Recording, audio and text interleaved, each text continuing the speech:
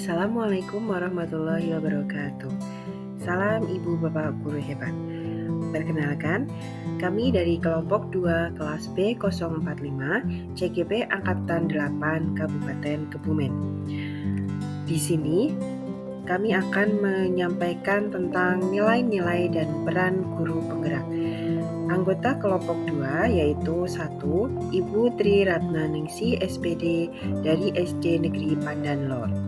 Yang kedua, Bapak Nurul Eko Pambudi SPD Jas dari SD Negeri Merinan. Yang ketiga, Ibu Prima Erlanggawati SPD dari TK Pertiwi Kutowinangun. Dan yang keempat adalah Wulan Nuari Devita Sistianingsih SPD dari SD Negeri 1 Sambungan. Peran guru penggerak.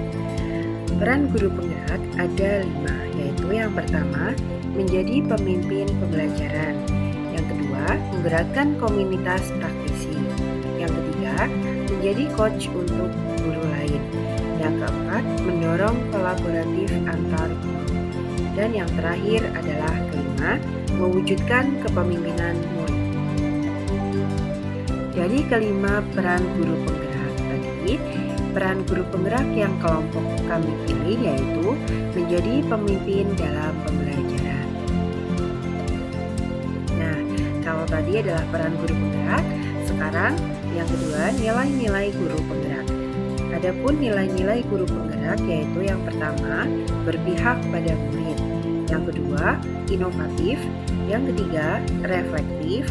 Yang keempat, mandiri. Dan yang kelima adalah kolaboratif. Nah, untuk tugas kali ini adalah merancang satu kegiatan yang sesuai dengan satu peran guru penggerak yang kelompok pilih dalam upaya mengkolaborasikan kekuatan nilai yang telah dimiliki oleh masing-masing rekan dalam kelompok. Adapun kekuatan-kekuatan yang kami miliki yaitu kekuatan yang dimiliki oleh Bu Prima yaitu berpihak pada murid. Berpihak pada murid yang dimaksud di sini adalah mampu menciptakan lingkungan belajar yang asyik, aman, nyaman, dan menyenangkan serta memperhatikan kepentingan murid dan mampu mengembangkan potensi murid. Murid diberi kesempatan untuk berpendapat dan peran guru adalah mengarahkannya sehingga murid tetap pada koridornya sebagai seorang pelajar. Nilai berpihak pada murid adalah proses kegiatan pembelajaran berpusat pada murid. Salah satu contoh membuat perencanaan pembelajaran dan proses kegiatan pembelajaran pada setiap pertemuan berpusat pada murid, melibatkan semua murid aktif dalam kegiatan pembelajaran, baik dari kegiatan awal, kegiatan inti, dan kegiatan akhir pembelajaran. Salah satu contohnya adalah Ibu Prima melakukan pembelajaran dengan cara anak-anak menempel gambar dengan teknik kolase. Selain itu, anak-anak juga dilatih untuk membuat sate buah, bermain kartu angka bergambar, dan bermain cublak-cublak suap. Kekuatan yang dimiliki oleh Bapak Nurul Eko Pambudi adalah kolaboratif.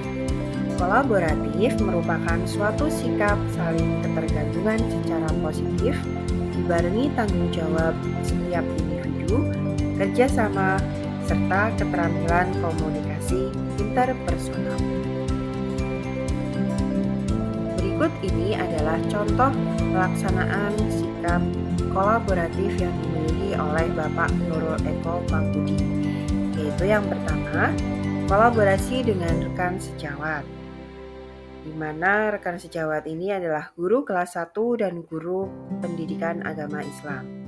Yang kedua adalah gambar pemanasan, kerjasama dengan teman lempar bola.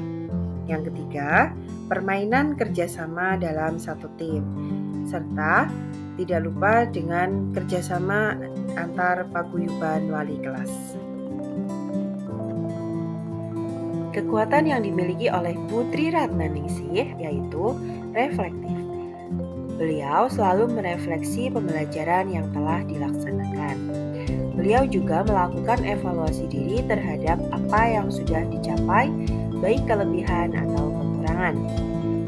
Yang ketiga, terbuka pada penilaian dan selalu menerima hal-hal baru, misalnya penerapan dalam mengenalkan siswa, terutama penggunaan Canva dalam pembelajaran. Yang keempat, bergabung dengan organisasi profesi untuk meningkatkan kemampuan profesionalnya. Yang terakhir, berbagi pengalaman dan praktik baik bersama komunitas. Berikut adalah contoh Putri Ratnaningsih bergabung dengan komunitas untuk selalu meningkatkan profesionalnya.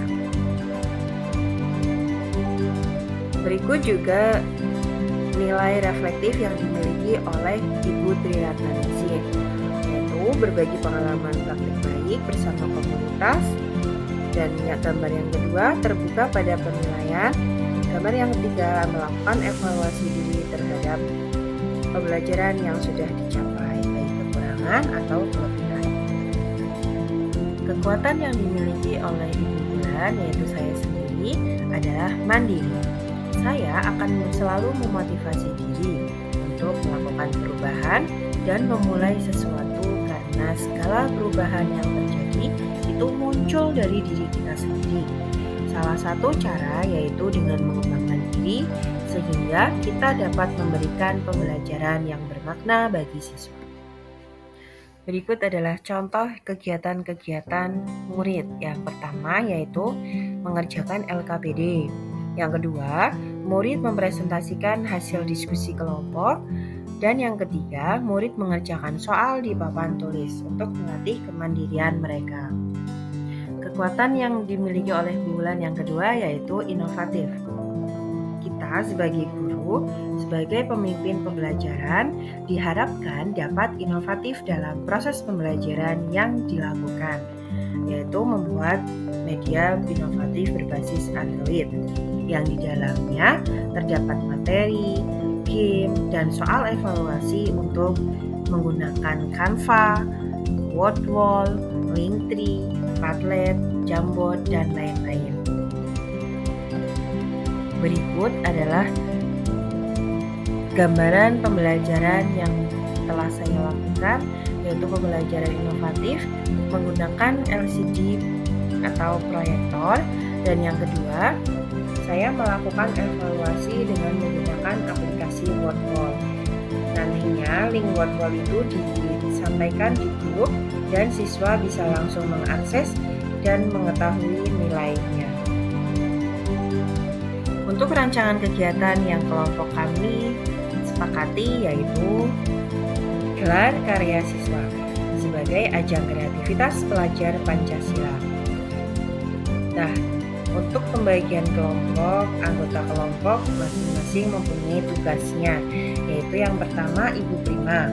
Karena beliau dari TK, beliau menyiapkan konten gelar karya siswa, melatih, menyiapkan penampilan. Yang kedua, Ibu Tri Ratna. Beliau menyusun acara, menyiapkan undangan untuk wali murid. Yang ketiga adalah Pak Nurul Eko. Beliau menyiapkan dekorasi dan perlengkapan gelar karya. Yang terakhir adalah saya sendiri, Ibu Wulan, sebagai dokumentasi, publikasi hasil dokumentasi di media sosial.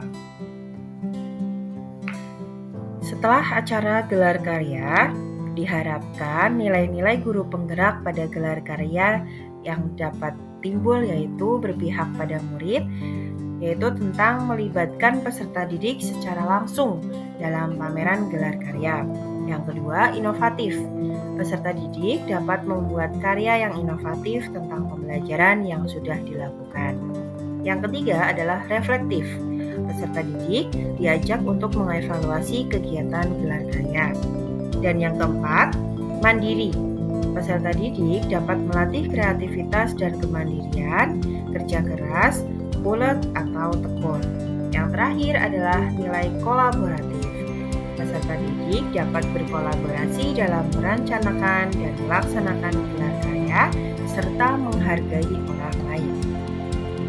Bentuk kegiatan gelar karya dalam ajang kreativitas pelajar Pancasila yaitu yang pertama, penampilan tari, yang kedua, penampilan puisi, yang ketiga, penampilan menyanyi, yang keempat, pameran hasil karya, yang kelima adalah market day dari kelas 1 sampai kelas 6. Dari presentasi yang telah kelompok kami sampaikan, beberapa ada yang menanggapi dan bertanya. Berikut adalah tanggapan dan pertanyaannya.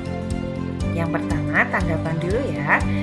Tanggapan yang pertama yaitu dari Ibu Gunarti. Beliau memberikan apresiasi, presentasi sudah sangat baik. Menambahkan untuk nilai kolaborasi yaitu ditambah dengan kolaborasi dengan wali murid atau paguyuban wali murid. Serta pendanaan gelar karya bisa meminta sponsor dari toko langganan sekolah, yaitu kita biasanya berbelanja ATK di toko tersebut. Dan tanggapan yang kedua adalah Bu Tati. Ucapan terima kasih atas presentasi yang ditampilkan sudah sangat bagus. Dan yang terakhir, tanggapan terakhir adalah dari Pak Nur Hasim, memberikan apresiasi atas presentasi yang ditampilkan dengan sangat bagus dan kolaborasi antara anggota kelompok sangat bagus.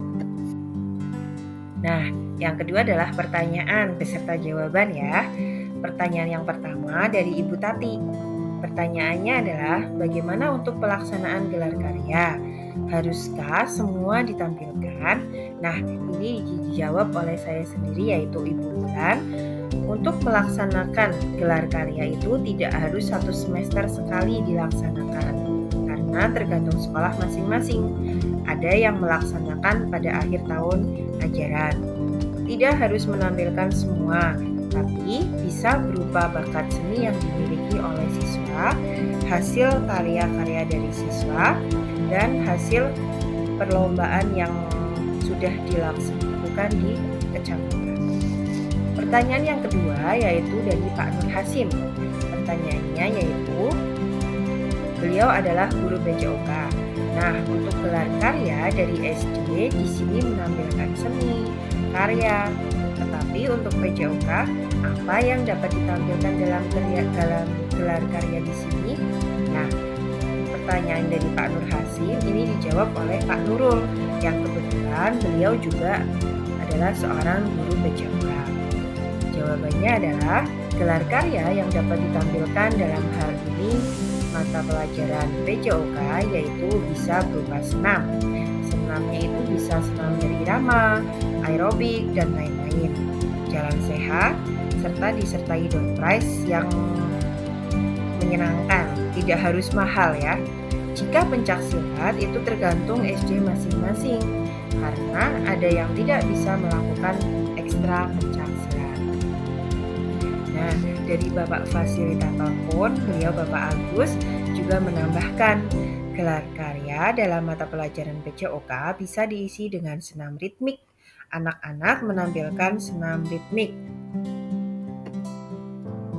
Nah, kesimpulan dari presentasi yang telah kami sampaikan yaitu gelar karya merupakan puncak perayaan tema yang bisa dilaksanakan kegiatan-kegiatan yang menampilkan bakat anak seperti menampilkan tarian, menyanyi, membaca puisi, senam, markedai, dan sebagainya.